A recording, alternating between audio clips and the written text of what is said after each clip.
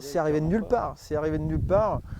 On C'est s'attendait à tombé. de la flotte, un bel orage de flotte et tout, mais absolument Ils pas avaient, de la ori- grêle, quoi. ils avaient, ils avaient pas de prévu cette un ampleur. petit peu d'eau, effectivement, mais c'est arrivé de nulle part. Donc là, mais bon, 15-20 minutes de grêle avec des billes comme ça, avec des grosses rafales de vent et tout, ça c'est tout c'était le truc vraiment auquel on dantesque. Il y avait s'attendait. vraiment 10 cm de grêlon sur la route.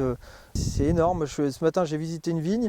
Donc à 9 h du matin, il y avait encore des grêlons dans la vigne, sachant qu'il a grêlé hier à 16 h. C'est fou. Donc là, on est à Pouilly, hein, sur une parcelle de Mâcon, en face de la Roche de Solutré. Là, on est sur, bah voilà, en fait, les dégâts, c'est donc le bourgeon venait de débourrer. Et la grêle est arrivée de partout, hein. C'est assez hallucinant cette période de l'année, c'est du jamais vu certainement.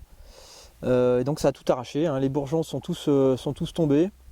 Donc là, on a fait 5 mètres dans la parcelle, tous les pieds sont identiques. Donc sur ce pied précisément, tout est arraché, il reste aucun bourgeon. Donc les contre-bourgeons, j'en vois qu'un seul qui pourrait ici repousser.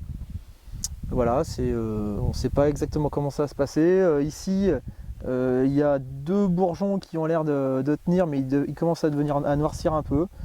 3 avec celui-ci. On ne sait pas vraiment comment ça va évoluer. Il faut attendre quelques jours. Là, il y a une double bourre. Celui-ci. Là, t'en as là. Voilà. À la limite, celui-là il est bon. Ça c'est mort. Par contre, on pourra pas le tailler. Si, t'as un bourgeon à sauver là.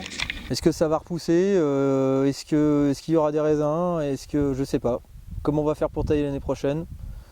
Je sais pas. Alors ici, nous on a 7 hectares et demi, on a une trentaine de parcelles, donc situées vraiment partout dans la région.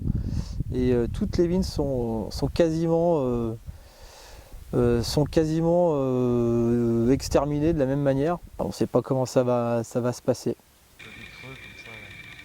Tiens, celui-ci, il est peut-être pas mal.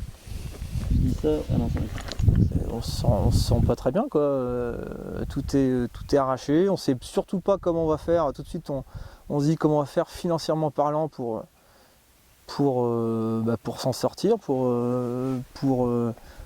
payer les dettes, les emprunts. Je pense que c'est réellement du jamais vu, parce que du jamais vu. J'irai pas jusque là, parce que dans les années qu'on n'a pas connues, les années 70, peut-être plus tôt, c'est peut-être déjà arrivé.